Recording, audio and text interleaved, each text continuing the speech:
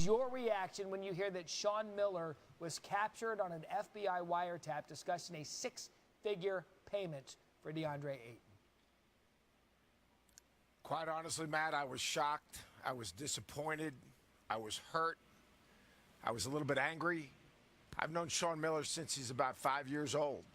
He used to come to this five-star camp, came with two basketballs, put on this little basketball show with his dad. His dad is one of a Hall of Fame coach in the state of Pennsylvania. His brother's obviously the head coach at Indiana. Basketball's in his blood. I always had tremendous respect for Sean, and as I read the article and read the allegations, it hurt me that to know that someone I had so much respect for would make this type of decision. And look, there's no denying a wiretap. I mean, Mark Schlabach has worked diligently on this, and if these allegations, which I expect to be true, if it is his voice, it's hard to deny your own words.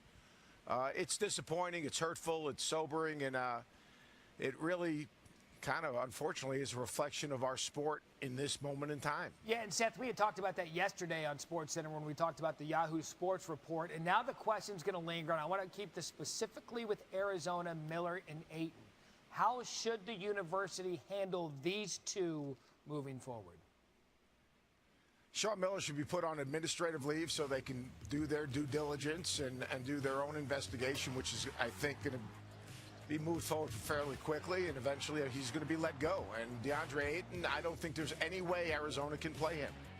I think right now Arizona needs to get to the next chapter, and they need to clear house, start with a clean slate, and move forward. But I don't think there's any scenario I can imagine after reading this article and knowing the due diligence and the way that article was vetted that Sean Miller can coach at Arizona and Deandre Ayton can play. I would be shocked if the institution does anything but that. And if you read the original statement, not just what we just put on the screen from Arizona in October, the athletic director at Arizona said, as long as new information doesn't come forward. Well, this is bigger than the athletic director right now. This is at the Board of Regents. This is the president's level. This is taken out of the athletic department. I would be shocked if the institution allows Sean Miller to coach or Deandre Ayton to play.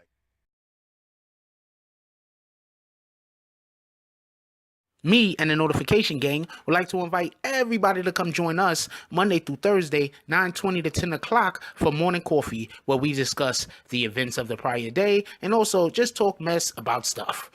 See you then.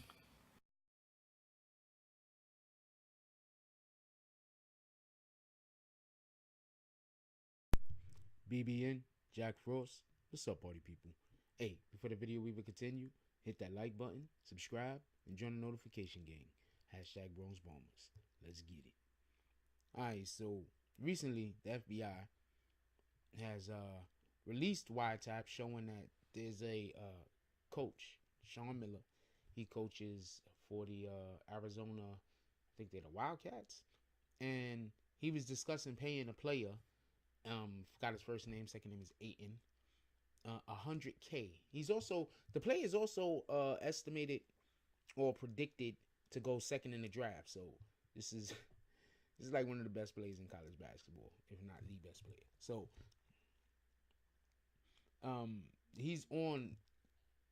they got him on a wiretap, talking about $100,000 payment to make sure that the player comes to his university. And before I get to the story, I just want to say this. I hate the NCAA. All right? I hate it for multiple different reasons. One, their entire the athletic part, obviously. Their entire model of how they do business is based on, and this is facts, is based on slave labor. Their entire business model, the NCAA's entire business model is based off of slave labor. There's been reports, especially like as far as the football players go, down in Miami, where there were football players that said they didn't even get enough food, like they weren't even fed enough You understand? Basketball players also. They were saying that this happened a couple of years ago. They were saying they wasn't even getting enough food. They were hungry. You understand? Their whole entire business model was based off of slave labor. And it's a shame because it doesn't have to be that way. It really doesn't have to be that way. They make enough money in the NCAA to make it so players, I'm not even saying get paid at this point, but that they can definitely eat. They make enough money at these schools so they can, especially the schools with like big football programs, because football is king. So these schools with big football programs, they make enough money for these players to eat. And there's been quite a few athletes that have came out speaking about how they couldn't even eat when they were in college. So when you have all of these people that's like, oh, they're getting a free scholarship, they're getting a free education, what do they need to get paid for? You're talking about 17, 18, 19-year-old kids. Some of them can't even eat. Anyway, let's get to the story. With that being said, I'm not about breaking rules, so I don't think that this man should be paying athletes $100,000. I'm just saying that the NCAA way of doing business is broken, and it's basically based on slave labor. So anyway, FBI wiretaps intercepted telephone conversations between Arizona coach Sean Miller and Christian Dawkins, a key figure in the FBI's investigation into college basketball corruption, in which Miller discussed paying $100,000 to ensure star freshman Deandre Ayton signed with the Wildcats, sources familiar to the government's evidence told ESPN. Now, with all that being said, obviously paying a guy $100,000 to come to your program, yeah, that there has to be something that's a no-no. This guy needs to be held accountable. I do think that there needs to be changes in the way that the NCAA treats their student athletes, but at the same time, no, this is not acceptable. According to people with knowledge of the FBI investigation, Miller and Dawkins, a runner working for ASM Sports agent Andy Miller, had multiple conversations with Ayton. When Dawkins said when Dawkins asked Sean Miller if he should work with assistant coach Emanuel Richardson, not for nothing, but when you have a coach named Book, like, you know, a bookie, like, you know, there should be red flags everywhere. Anyway, Emanuel Richardson, to finalize their agreement, Miller told Dawkins he should deal directly with him when it came to money, the sources said. So, just so we could be clear on this, right? Everybody remembers there was the scandal that happened in St. Louis, the Cardinals, where college still, where Rick Pitino had gotten in trouble because some of his assistant coaches were like getting strippers and prostitutes for the players and throwing all types of extravagant parties for the recruits so they come to their school and things as such. The reason why you have people who are not, listen to what I'm saying, who are not the head coach is so there could be some room for deniability. You understand what I'm saying? You want to have room to deny. So the fact that this particular coach said, no, I'll handle it. He removed all room for being able to deny that anything was going on. So he's out of there. I doubt if he coaches another game. I mean, there has to be a point where they just say, look, man, you want some kind of paid leave? And then they're just going to terminate him at some point. Because he's on tape doing these things.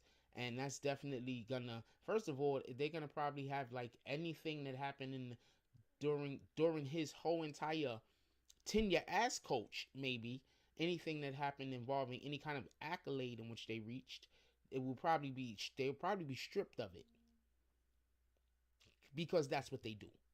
NCAA strips your school of any kind of acknowledgement whenever there's some kind of controversy going on between the years that the controversy possibly was happening.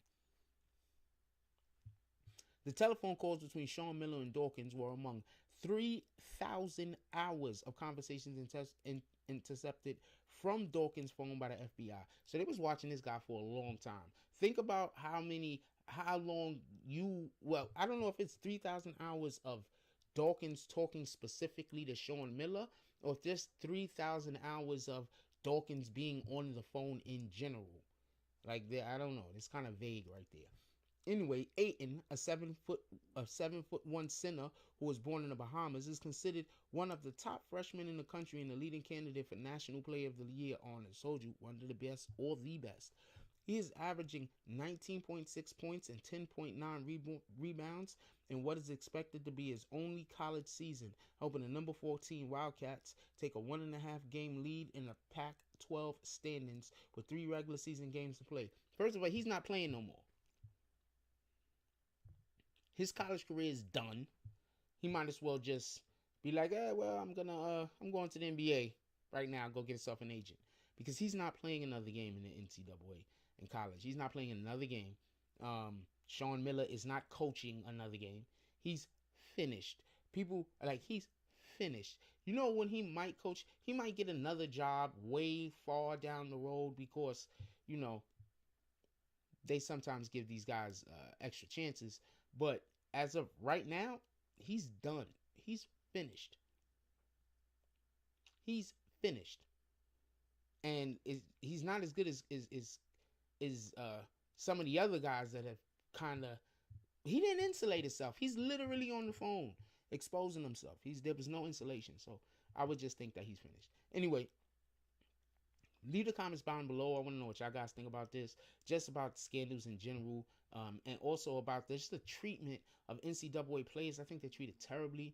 Like, you're making millions and millions and millions of dollars for these schools, and like they try to make it so that you have to live in poverty. Like, seriously, like, these guys live, unless your family already has money, like, you get nothing. You can't get no assistance, no help, no nothing. It's very minimal what's there. Anyway, like, comment, subscribe, join the notification gang, #BronxBombers. Let's get it. Hey, look, I love y'all. Take care of each other. And remember, school is important. If you have to choose an education over anything, an education is probably the most important thing to get. But it's also what you do with that education, not just that you have it. If you like this video, please hit the like and subscribe button. If you would like to help dictate the direction that this channel takes, please leave a comment. All comments are appreciated, whether positive or negative. Thank you very much, and enjoy your day. And remember, positive thoughts cause for positive things to happen. Let's get it.